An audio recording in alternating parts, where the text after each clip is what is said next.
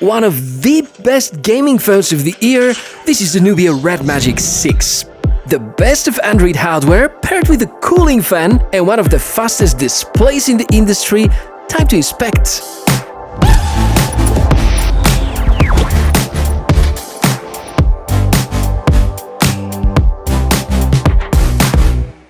Hey everybody, welcome back, nice to meet you, my name is Michael. What we do here is to inspect cool tech, and by the way, this is the new RedMagic 6. This is the latest gaming phone by Nubia, and in my opinion this goes far beyond just a gaming smartphone because it has tricks up its sleeve in pretty much every component, but this is where Nubia are most focused on. And I think concerning price-performance ratio and all the features that you get, this is probably the best value phone for gamers in 2021. And I have a few minutes to prove that point. But first, let me tell you what is unique about it. We'll talk about the display because it's the display with the fast refresh rate ever. More unique is the fact what it has inside. Now, there's one phenomenon that pretty much every smartphone maker is fighting, and this is called CPU throttling. And this is the thing that happens when the CPU is running at the maximum speed and it reaches certain temperature threshold, and after it reaches this threshold, the operating system tells the CPU, hey, start working at a lower rate. And this is when hiccups, glitches, and sometimes skip frames would begin to occur. Now, there's only one way to overcome this limitation, and this is by adding proper cooling. And most smartphone makers have been pretty innovative about that. Multi-layer graphite, or vapor chamber, or liquid cooling. But the truth is that nothing can beat the active cooling that you can achieve with a fan. And it's pretty easy to add on a computer or probably a laptop, but placing an active fan inside a smartphone is a real deal. And this is one of the very few that offer this kind of setup. Actually, I don't really know if there's another phone except the previous generation of the RedMagic 6. And it's the one which is responsible for keeping the system on a chip inside at least 16 degrees than the average temperature of the competition, which pretty much avoids any possibility of getting into throttling.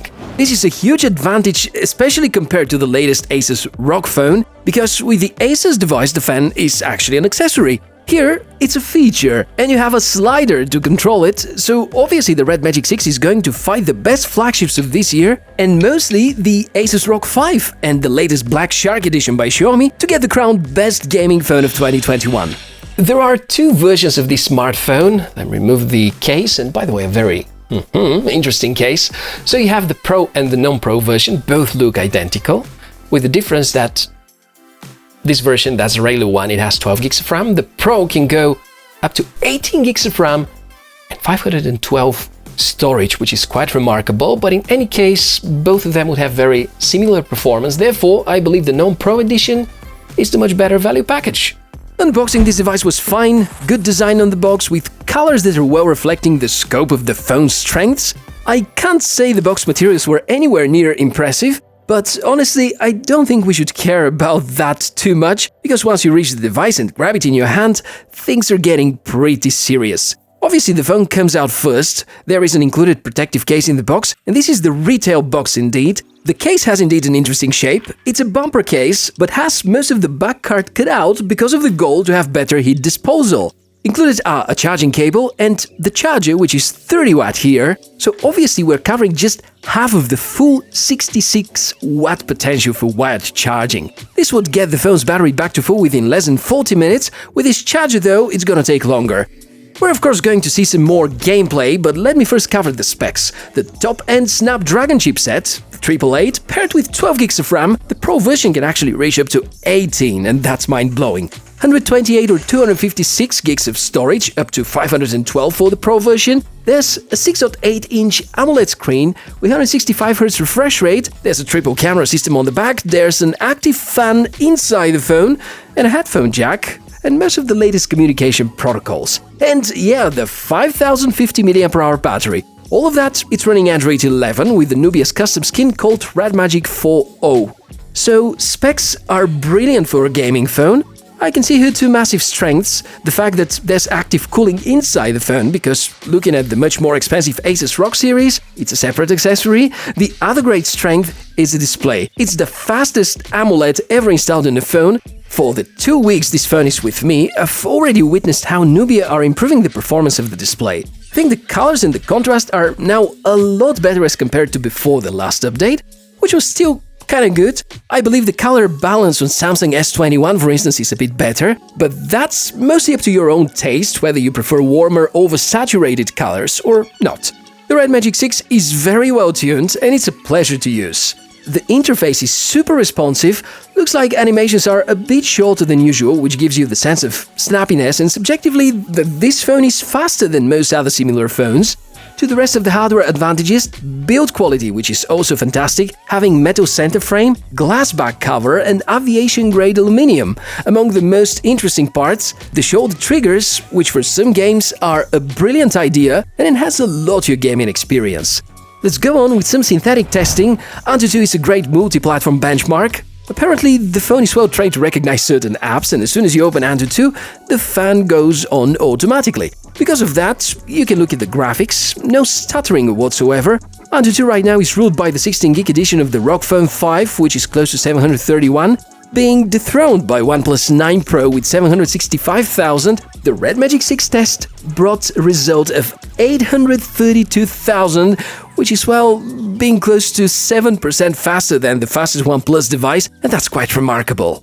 In real-life experience, the performance is pretty much as good, and the good news is that you can count on the full CPU performance during the whole time. Yes, probably that's going to consume a little bit more battery, because usually batteries are anyways not performing well when they get too hot, and since we have good cooling here, that's kind of compensating and making up for the greater power consumption. And the other good advantage is that whatever you do is going to be completed much faster. So the first thing I've tried was to try encoding a video. If the phone gets into a throttling condition, something that with my daily driver I experienced pretty much after 5 seconds, the encoding speeds are getting much lower. In terms of throttling, by the way, we have to give credits to OnePlus 9 Pro, and also looking at the Asus ROG 5, which even without a fan is rock solid. After these more synthetic examples, let's get to see some more real gameplay. Most of Asus ROG Phone supporters are going to claim that most games are not optimized for a 165Hz display. However, the amount of those is growing, and even popular titles like Rio Racing 3 are already benefiting from such a fast refresh rate. I guess more games are going to follow soon. Even if your favorite game is capped at 144Hz, that would be good enough. While this is not the brightest or the best panel I've ever seen, it's among the really good ones and provides excellent gaming experience. Colors are more natural, and while there is no HDR10 Plus official certification, it's still pretty great. The touch responsiveness is also crazy fast, 500Hz single-finger sampling rate and 360 if it's multi-finger.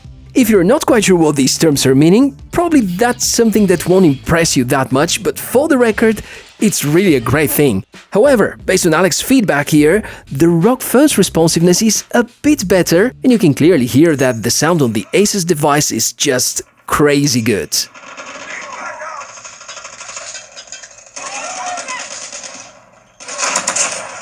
Now, after so much praising about the refresh rate and the performance, let's look into the rest of the features, because at the end of the day, this is a smartphone. It has a camera, a triple setup, looks good, shoots good. It's not as good as the Mi 11 Ultra or the S21 Ultra, but for a camera on a gaming-oriented phone, it's doing pretty well. There's no optical image stabilization, but the electronic image stabilization, which is software stabilization based on gyro input, not worse than most other flagships. Don't forget that major part of the good results are thanks to the advanced AI processing on the Snapdragon 888. The main camera is backed by a 64-megapixel Samsung image sensor, and it can make good photos even at night.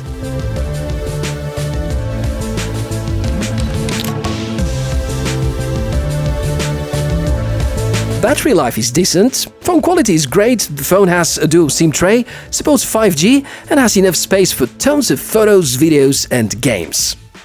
In the end, if I make some room for criticism and constructive suggestions, the OS, very fluid, close to stock Android, I'd add some more features to the launcher, and would also change a little the look of the settings menu. On the other hand, Nubia have this awesome themes engine, beautiful gaming-style themes, awesome colors and animations, and this fantastic toolbar which appears should you swipe when you're in gaming mode. By the way, there's another feature that RedMagic 6 has and is quite exciting. The 4D vibration, something I think every passionate gamer should be able to feel. Not each and every game supports it, but most shooters do. To the rest of the drawbacks, maybe the last one, offering a 66-watt charger inside the box would have been a great thing. But I well understand the decision to put the budget-friendlier 30-watt charger. I don't think there's anything else that Nubia could have done better. Well, for the record, no waterproof rating, no microSD slot, some camera remarks. But if we focus on the performance and the consistently awesome results and relatively cool CPU, I think we have just explored the best gaming phone of the year. And yes, I do think this is the Nubia RedMagic 6.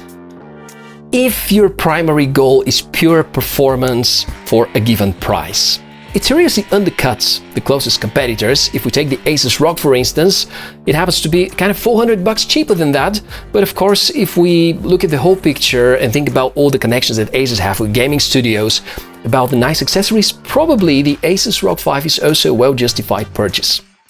Maybe you can let me know what you think and which one would you prefer, the Nubia RedMagic 6 or Asus ROG line or something else. Just comment below. It's interesting to see, would you sacrifice a bit of camera quality in favor of uninterrupted gaming fun, or you would prefer to have the whole pack of possibly accepting some throttling during some games and enjoying the best cameras in the world?